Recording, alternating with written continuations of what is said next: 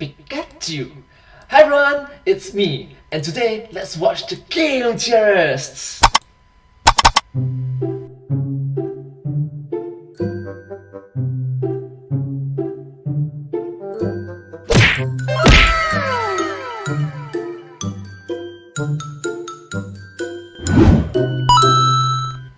Let's go, Pokemon! I choose you. Oh, Pikachu. Pikachu. Pika? Did we get him? I think we got him. Oh, I really like it. They changed the logo from Team Rocket and become Team. Finally! After 5 whole seasons of anime, 276 episodes chasing this one Pikachu across Kanto, Johto, and the Orange Islands, we finally got him! That's a lot of episodes, Dan. I think it's worth a celebration. Can we do the thing, please? Can we? Yes, I think we can do the thing. Yeah! Prepare for trouble. And make it double. To protect the world from devastation. To unite all peoples within our nation. To denounce the evils of truth and love. To extend our reach to the stars above. MatPat! Dan. Team Theorist blasts off at the speed of light. Surrender now or prepare to fight. Meowth! That's a really weak Pikachu. You two bozos realize he's only level 40. What? I really like that. Meowth! That's a really weak Pikachu. But how can it be? We've covered nearly 300 episodes. And 5 movies! I don't know, maybe things pick up in the next 300? Maybe. Hello, Internet! Welcome to Game Theory, the level 99 pain in the butt. Logical flaw, inconsistency, debunk, rework canon. Game Theory level 99, Nintendo question mark 0. Any developers out there that don't think through the details of their fictional universe? Case in point, the Pokemon anime. Last episode, we were presented with a problem. Season 14, Episode 1, the start of the Black and White arc. Pikachu is pitted against a trainer's brand new level 5 Snivy and loses. And not just... Not, you must understand that it's a brand new Pokemon. That means it's level 5. loses. After landing one blow, Pikachu gets hit twice by Snivy and faints. It is a blowout, and it is absurd. At this point in the series, Ash's adventures have covered 600 episodes and 13 movies. They've been across 5 regions with a grand total of 52 badges. Like, it should not be physically possible for that loss to have occurred. Yes, think about it. It's a level 5 versus a level 40. Alright, level 5, level 40, level 5, level 40. Just think about it from the point of view of a child, alright? A 5-year-old child and a 40-year-old child. Adult, alright? I know that's not a good reference, but it's comparable. Literally running the numbers, it should not have happened. And so last time we started off on an impossible mission, actually calculating Pikachu's real level at the time of the Snivy battle to show how impossible Pikachu's defeat here would be. And yeah, sure, mechanics don't fully translate over into the anime, etc., but we can roughly translate what we know from the games into the anime to get a general sense of how strong Pikachu should be at this point in his adventure. But in order to do that, we had to watch the show. Literally every episode front to back, because guess what, friends? Prior to our research, there was no full and complete list of every battle Pikachu fights in the anime. Well, as our bleeding eyes can attest to, there is now. Long story short, I never want to watch Brock awkwardly leering at women ever again. Last episode, we were able to get up through the end of the Johto arc. At the start of Season 6, 276 episodes in, Pikachu was standing at a shockingly low level of 40. But when you actually look at the data, it makes sense. What we found while watching was that he doesn't fight as much as he might think in the anime. Sure, Pikachu regularly blasts off Team Rocket, but for engaging in actual battles against other mons that can give him experience, Pikachu averages between 20 and 25 fights per arc, which isn't a whole lot relative to the number of episodes. Instead, he's usually sidelined for whatever shiny new Pokemon the anime wants to promote from that generation, giving him limited opportunities to actually get stronger. So just how powerful is Pikachu? Well, we've got another 324 episodes and 8 movies to cover, and I am determined that this will not be a 3-parter, so let's just get going. I've advanced so far and still there's always more to come. So much more. Always more to come. always. You don't have to rub it in, theme of Pokemon Advanced. You don't have to rub it in. As we get started, a few quick reminders. To find the experience of battling Pokemon, if they're wild, I'm taking the route they're on and using the median level number for that route. For trainer battles, I'm instead using the mean level or average level for all the trainers on that route, adding them all up and then dividing by the number of trainers. With gym leaders and Team Rocket appearances, I'm just using the level of those Pokemon directly from the games. Here's the equation we're putting all that information into, which I went into in much greater detail last time. And lastly, we're taking Pikachu's total experience and finding the cube root because Pikachu is part of the medium fast EXP category. And if you have any questions about battles or the fact The medium fast XP group. and figures that I use, a link to the full document is in the description below this video, right next to that subscribe button, go figure, which if you haven't pushed yet, you probably should, because let's face it, no other person on earth is gonna take such a dumb question so seriously. And you clicked on the video, so clearly you're at least Subscribe! How big Kirby can be. How strong Pikachu moderately is. interested How tall in is getting like. the Is Zuma and Anadria a perpetual cycle of life and death? How heavy Minecraft Steve is? answers to these GTA is Roblox universe? How Shadow gets a thing. guns?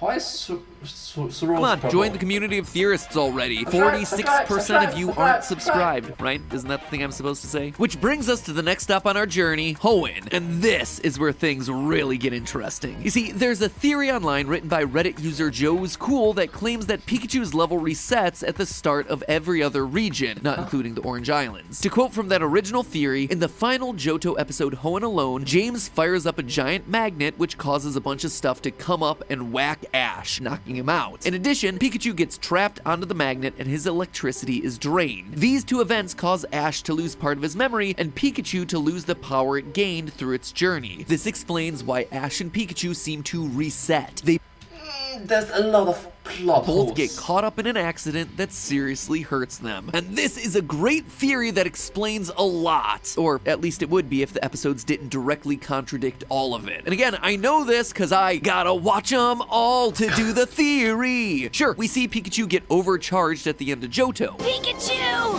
Pikachu! You're burning up. You must have a bad fever. But the very next episode, the start of Hoenn, we're told multiple times that Pikachu is able to recover back to his normal state. Pikachu's output is incredible! It appears that Pikachu's electricity pressure has reached normal levels. And all of this is without even mentioning the fact that Ash's memory seems completely unaffected by all of it. A similar thing happens in the Shadow of Zekrom, the first episode of the Black and White series. In this episode, Pikachu and Ash get caught up in a thundercloud, and Pikachu gets overloaded by electricity from Zekrom. Pikachu was completely enveloped inside a powerful electric field. All that electrical energy Pikachu absorbed from the thunderstorm was too much. And that would explain why Pikachu's not able to use any electric-type moves. And while it does certainly seem What plot to device? hamper him temporarily, Pikachu's level again doesn't actually reset, as even without electricity, he's still able to use advanced moves like Iron Tail that, as we see earlier in the anime, Pikachu had trouble actually learning. It's also worth noting that Pikachu fully recovers one episode later, and also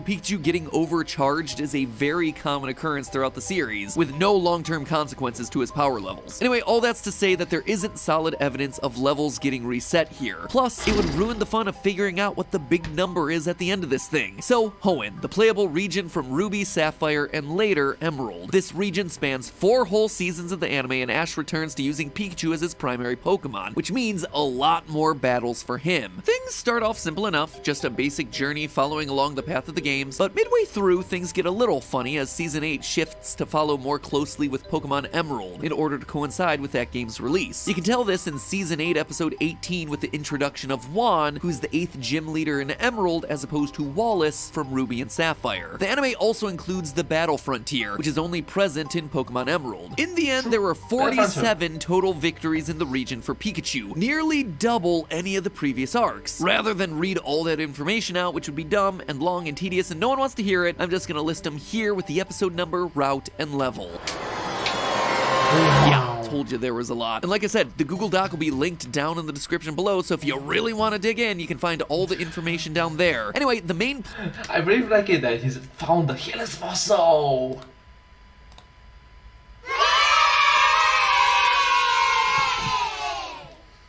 Okay, anyways. Place to stop is right about meow. This is where Ash goes to the battle frontier and faces off against the frontier brains. Now, how the battle frontier works in Pokemon Emerald is that there are two categories of gameplay, level 50 and open level. Level 50 is the first class for Pokemon level 50 or below, and all the opponent Pokemon will be at level 50 themselves. Whereas open level means any Pokemon over level 50 can enter, and the opponent's Pokemon will match your highest level Pokemon. Fortunately for us, at this point in the series, Pikachu actually caps in at 47, so he only qualifies for the level 50 mode, meaning that all the Frontier Brain Pokemon are gonna level at 50. I love it when things just work out. After beating the Brains, he only gains himself 1 level, and so Pikachu finishes off the Hoenn region at level 48. Next up, Sinnoh, and this region, this region. Hoenn was a breeze, nothing complicated, easy to follow, but I knew it was too good to be true. Sinnoh was determined to break me. Another 4-season region, another 49 battles, which you can see here. But the worst part, the worst part was Team Rocket. Curse you, Jesse and James! In the immortal words of Markiplier, it's big brain time. Ooh, it's big brain time.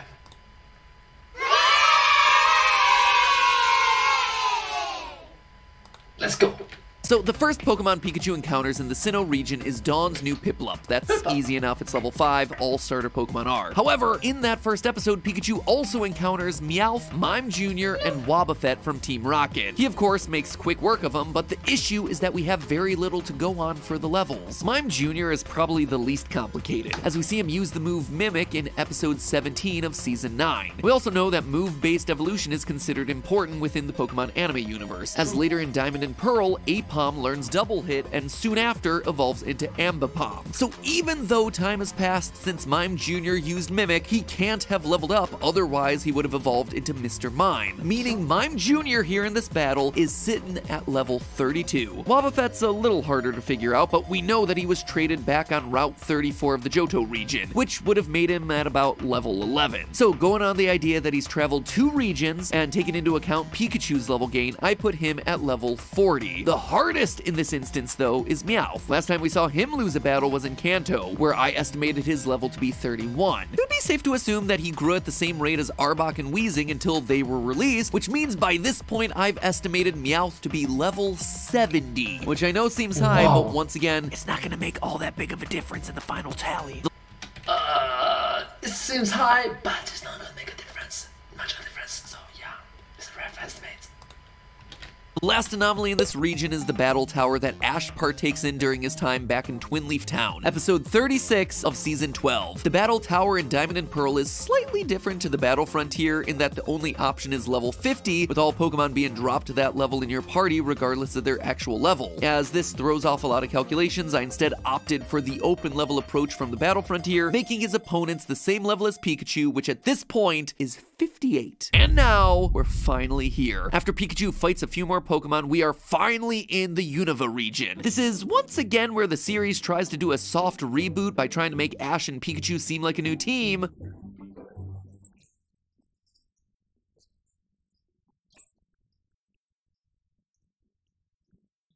However, we know that this is absolutely 100% not true. Ash retains all of his memories of the journey thus far. When Dawn rejoins the team, we get this interaction. And later, when Dawn specifically asks about Brock cooking for her and Ash on the journey,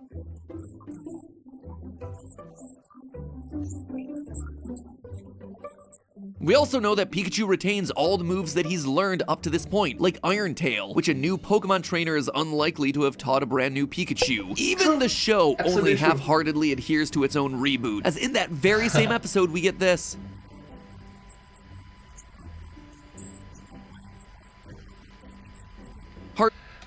Most powerful Pikachu. Hard to say Pikachu reverted back to level 5 when he's actively being called the world's most powerful Pikachu. So with all that being said, it means we're here. We finally arrived at that big final number. Pikachu's level in his battle against Snivy. What is he? Level 90? 100? 200? Well, strap in, because that number is, after compiling all 148 Pikachu battles across 600 plus episodes and doing really elaborate calculations to get there, drumroll please, Pikachu's level is over 9,000!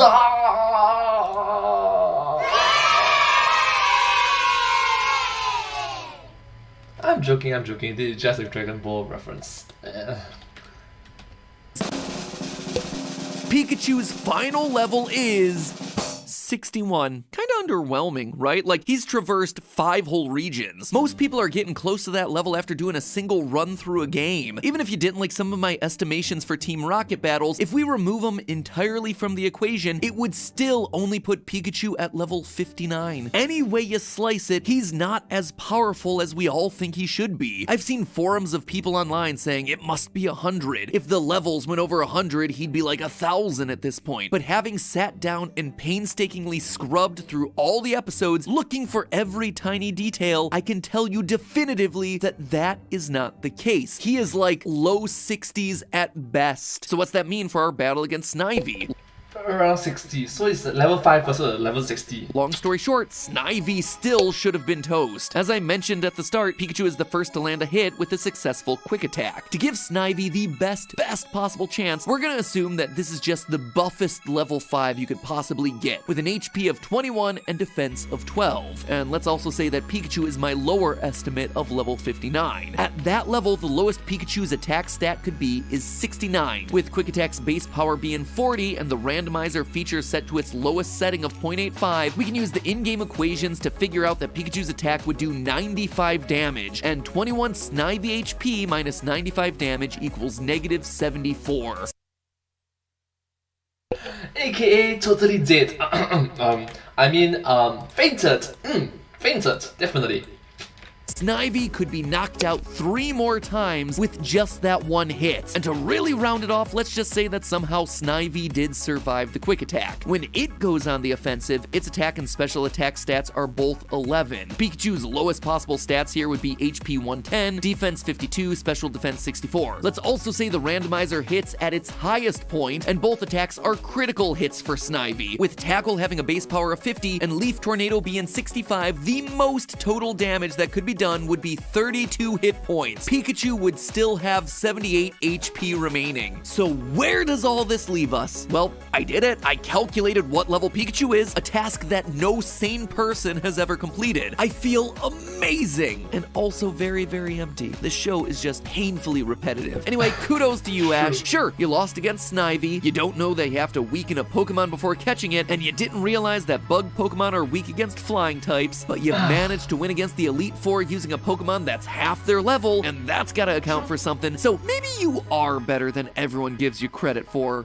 Treecko! So is it a water type? No, Ash, it's a grass type. Never mind, still an idiot. But hey, that's just a What happens if I forcefully ban these things? Things break. theory. A game theory. Thanks for watching. Thank you so much for watching this video. Oh my gosh, this video must be very long to make. All the research involved. If you do like this video, please remember to watch more of their videos. Their videos are very enjoyable, very entertaining, and very knowledgeable. And just entertaining to watch. They are just incredible, awesome, and wonderful to make. Thank you so much, and hope that you like this video as much as I do. If you do like this video, please remember to like, share, and subscribe to my channel and comment down below if you have anything to share with us. Thank you so much, but hey, that's just a theory. A game theory! Thanks for watching. Thank you.